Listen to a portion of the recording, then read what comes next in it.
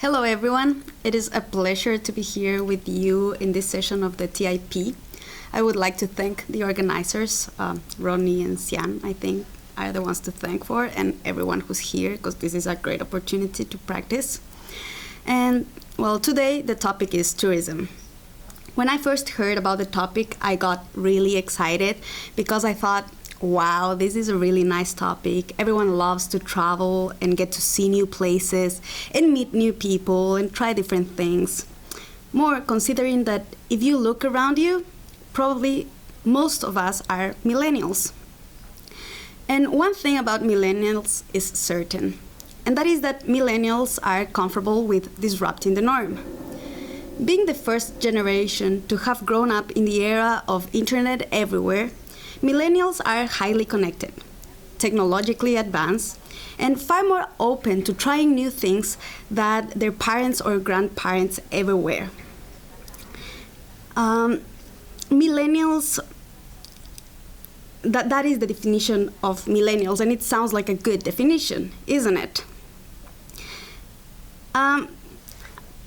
I started thinking about the topic, and started thinking about millennials, and one thing popped out, and that was that millennials are usually globally conscious. But I'll go back to that in a second. Now, continue with the idea of this generation that loves to travel and would rather spend their money traveling than in a house or a car. It seems like a neat topic. Tourism, traveling, planes, maps, experiences, beautiful landscapes, awesome and tasty dishes to try. So what can be bad about tourism? This is when I went back to this idea of globally conscious. I don't consider myself to be particularly unconscious. I try to be environmentally friendly, therefore why I recycle, I reuse, I use my bike when I can, of course not in winter. I don't eat meat, and so on and so forth. And don't get me wrong, I am very aware of the fact that there are many things I could improve, but that is beside the point. In any case, this brought up a question. Am I good when I travel? Is there such a thing as a globally conscious way of traveling? At this point, all I could think about are all the animals that take part in tourism and places that get destroyed for it. The ones who know me know that I really, really like animals a lot.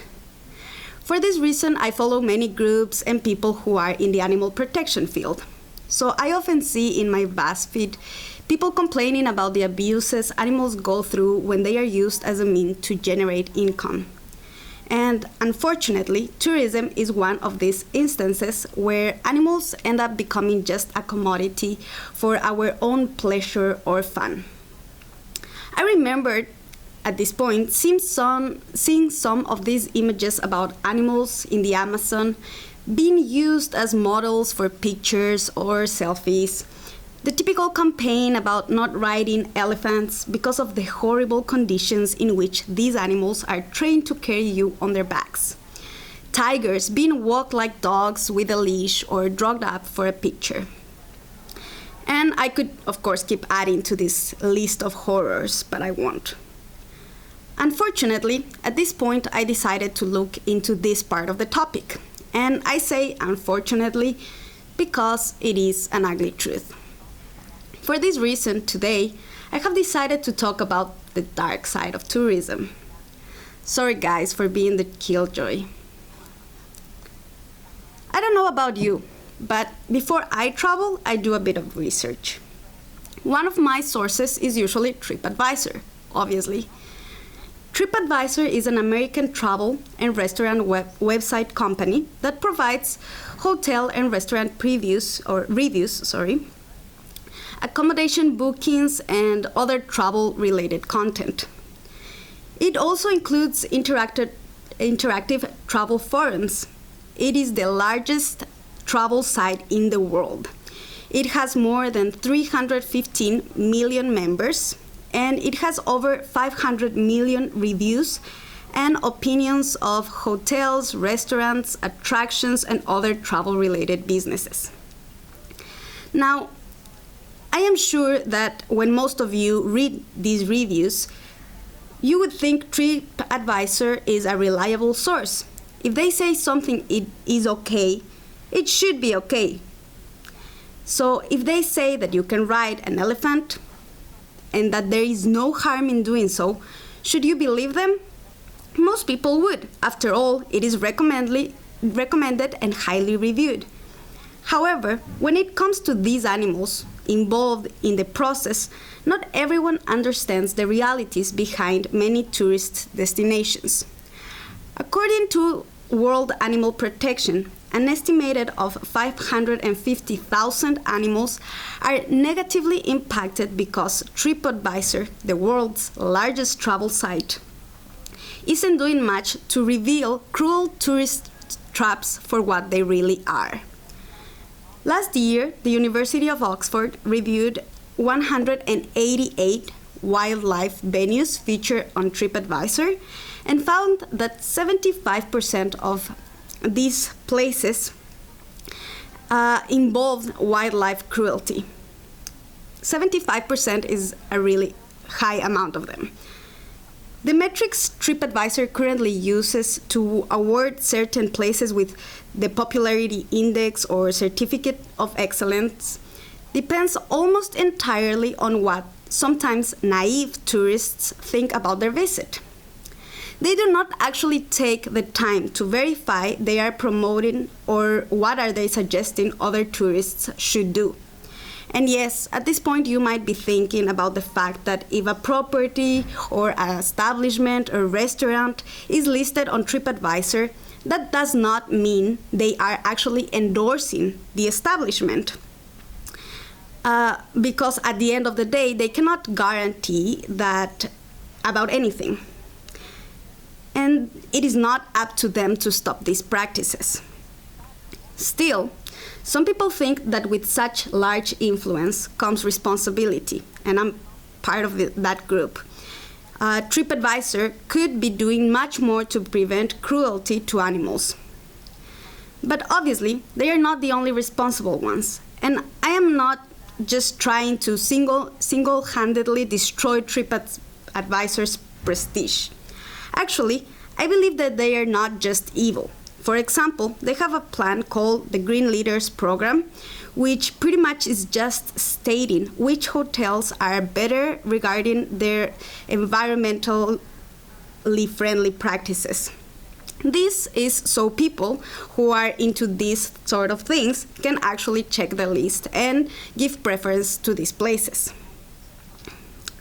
Maybe what TripAdvisor could do is create something like a wildlife leaders program to help tourists tell the animal-friendly places from the ones that are really not friendly to animals. This would reduce the number of visitors to poor welfare attractions. But once again, this is not something that only is up to TripAdvisor. I'm talking about something very specific here. Also, not everyone uses TripAdvisor before they travel, so they're not the only culprits. Once again, I have to look at my own guilt here. So what to do? I mean, I know that I have been only talking about the dark side of tourism regarding the mistreatment of animals, but there is more to tourism than that. What about people? Can we change the situation?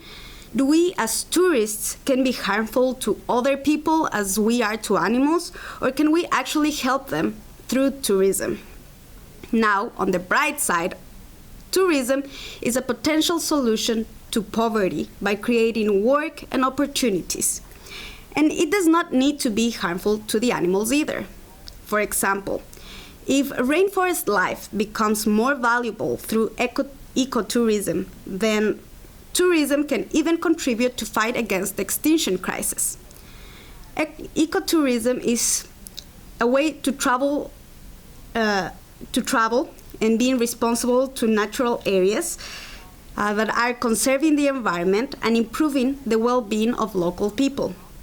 Ecotourism injects foreign revenue into developing countries while keeping the areas with biodiversity intact. Because tourism is growing close to biodiversity's hotspots, we should aim to increase the amount of land open to ecotourism. Why?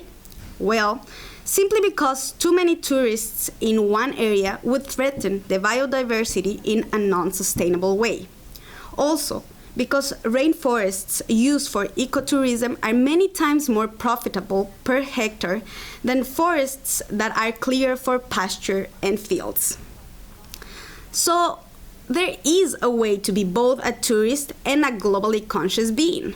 However, it is important to do your research ahead of time, think critically about the good reviews you read, sometimes, and you need to always consider that if the thing that you're planning involves petting a wild animal or invading their space completely while destroying their habitat with a 5-star massive resort in the middle of the jungle, then it is probably not all that conscious.